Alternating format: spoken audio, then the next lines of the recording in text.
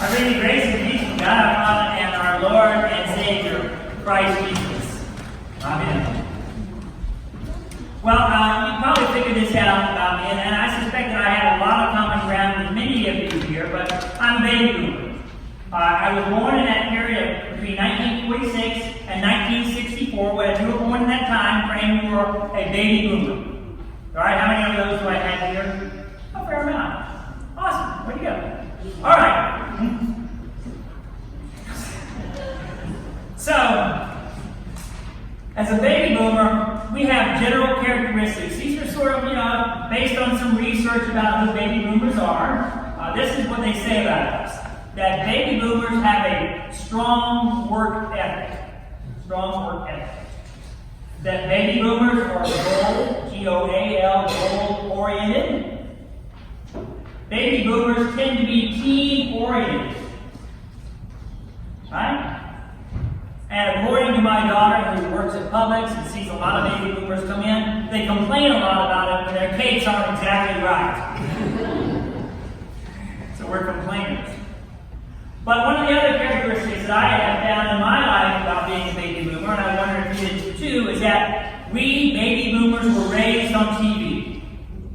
Alright, that era in which TV really became popular in the home, and so we sort of experienced life through a lot of the things that we saw on TV. And particularly, I like to think about myself how much I've learned about a family through watching TV. And we've had this nice spectrum. So we started baby boomers, probably if you were like me, you remember the earliest baby boomer experience of family was Father Knows Best. Remember Robert Young and Mary Reed? Was Mary Reed who did Father Knows Best? That idealistic family where all the good things, huh? Yeah! that perfect moment. And then for that next generation of family that came along was, you remember this? Leave It to Beaver. We all grew up on that experience of Leave It to Beaver and the bee getting in trouble and, World War and June fever that was, coming along and bailing them all out. But there we had a little bit of trouble creeping into the family with Beaver. Later on, our next experience of family growing up was all in the family. Archie Bunker. Whatever you call her. I can't remember what you call her. But that whole dynamic of the family began to change with Archie Bunker coming along, and we began to see, well, maybe every family wasn't, in fact, like Father Knows Best. Families were a whole lot more, dysfunctional, you might say. And of course, for me in my life anyway, the high point of the dysfunctional family gone wild is Roseanne. And we moved in with the Connor family and we saw, oh my gosh, families are not like I was first taught when I was a little kid and Father Knows Best. They're more like this. So there's this old book years ago. Everything I needed to know, I learned in kindergarten. And I'm one of those people that say everything I need to know about families I learned from TV. That they can be both good and dysfunctional. Good and bad, if you want to say it that way.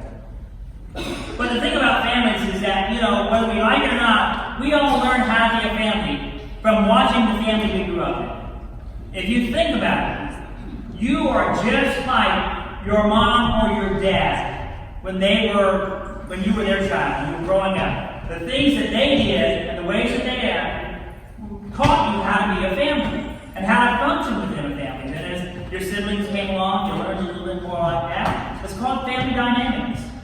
And those get passed down from generation to generation.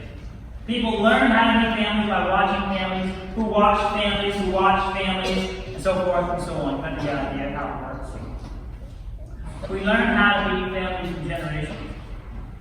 And then at some point, some dynamic happens in your life. Maybe, let's say, you find a significant other person in your life, and that family dynamic that you thought was perfect growing up, you find out is a little bit different. And things begin to change. So now you have two people who have merged themselves in a relationship, and now you have to learn the new dynamics of what it means to be a family. Sometimes you let go of some of the old family stuff, and you begin to take on new characters. Does this make sense? You're wondering, where's Pastor going with this morning? Well, point here because, it's about the past and future when we live out our lives and families. We carry so much of the past with us, and then we have to live into the future with that past hanging over us. In the gospel reading this morning, we get a sense of that past and future sense going on. So now, think of this. Imagine this. Now, the Israelites have always seen themselves as a family. They were created in the beginning, and God made them His people, and He would be their God. And they always pulled together that sense of the past promises from God and how they would live out their future as a family of God. It's said about the Jews in the time of Jesus that they lived walking into the future, facing the past, like this. Because the Jews always looked to the past to see what was going on. And that past for the Jews included the rules that God gave them to live by. We know the story of them coming out of exile in Egypt, and they gathered around the foot of the mountain, and God provides for them at that time the ways in which they would now see themselves no longer as slaves or just a Hebrew people, but they would see themselves as God's people, united and knit together as a family. And those rules got passed down from generation to generation. I am the Lord your God, you shall have no other gods. You shall not take the Lord your God's name in vain. Remember the Sabbath to keep it holy. Honor your father and mother. And so forth and so on for all the commandments. And they passed those down from generation to generation. But every once in a while, they would lose that sense of what those rules were. Remember? New dynamic happens in the relationship. You have to let go of some of the old and you embrace some of the new. The Jews began to lose that sense of the past. And they were living into a different future.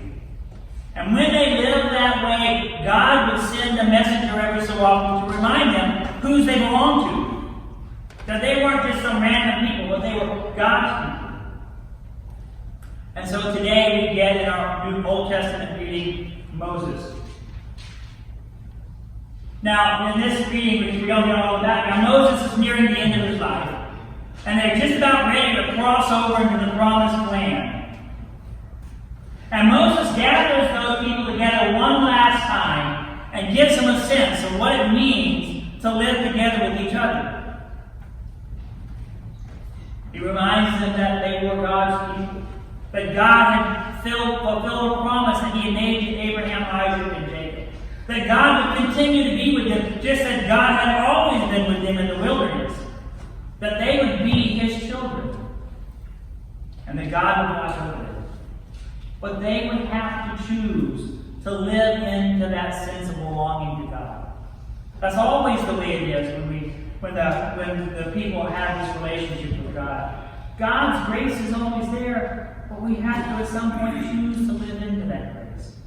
And so Moses reminds them to live into God's grace is to live in the blessing. To seek after other gods is to seek after curses. Later on in our history, God has sent other messengers to the Israelites.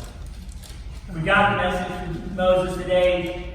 In the next book in the Bible, we get the message from Joshua. Choose who you will this day serve. But as for me and my household, we will serve the Lord our God. Later on, the psalmist David will write, and we read the first psalm this morning. Blessed are those who seek God, not those who walk in the way of the count of the wicked. Think about how it is. If you seek after other gods, the life that you're choosing is not the life that God would choose for you. Again and again, God will send messengers, and we call them prophets, to remind people to turn their hearts back towards God, who was their Father. And so we have today the New Testament reading.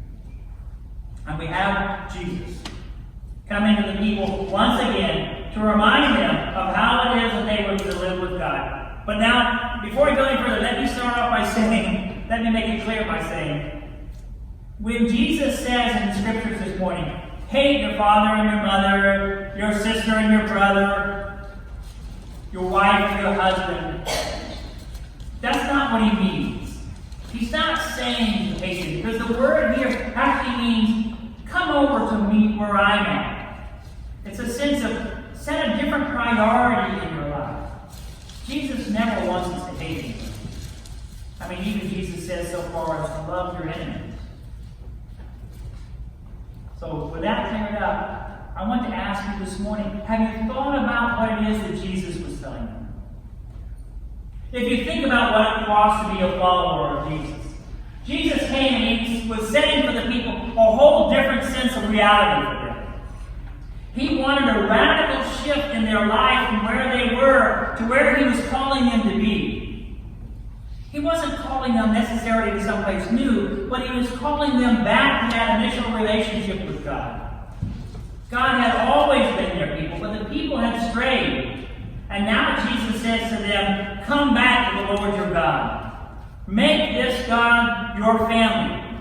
Remember that this God chose you, knew you before you were born, counted the hairs on your head. Come back to this God. Of course, for his disciples, he frames it in the notion of, if you want to be my follower, if you want to be my disciple, you must pick up your cross and follow me.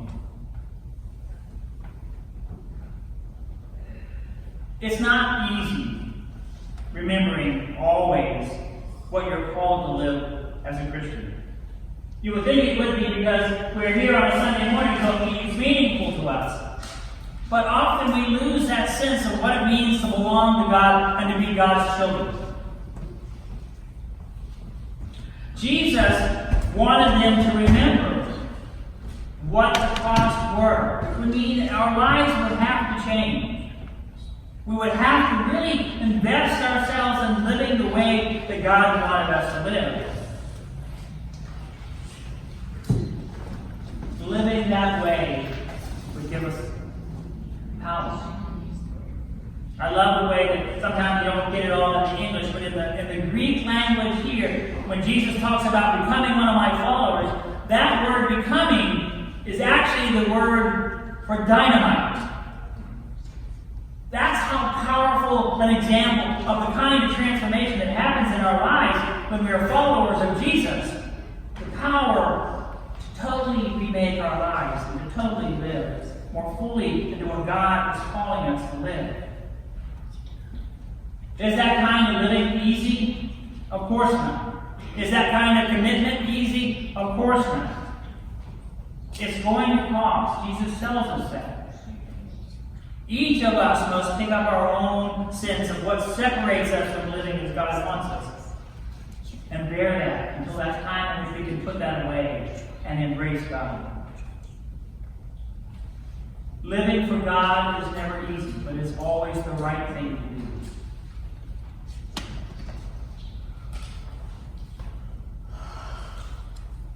Holding fast to past ways is easy for us to do.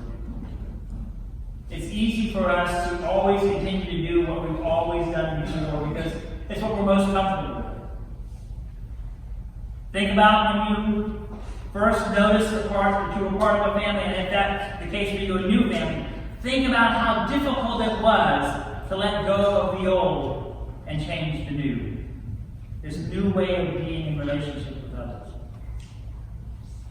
This is how it is with God.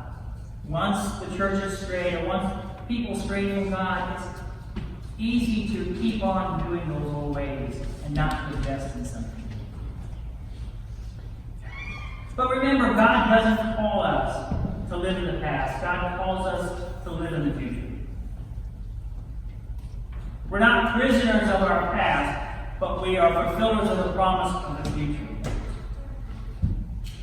We are, in fact, salt in the world. As a family of God, we are a city on the hill. As a family of the church, we are a light in dark places in this world. We are God's family in this world.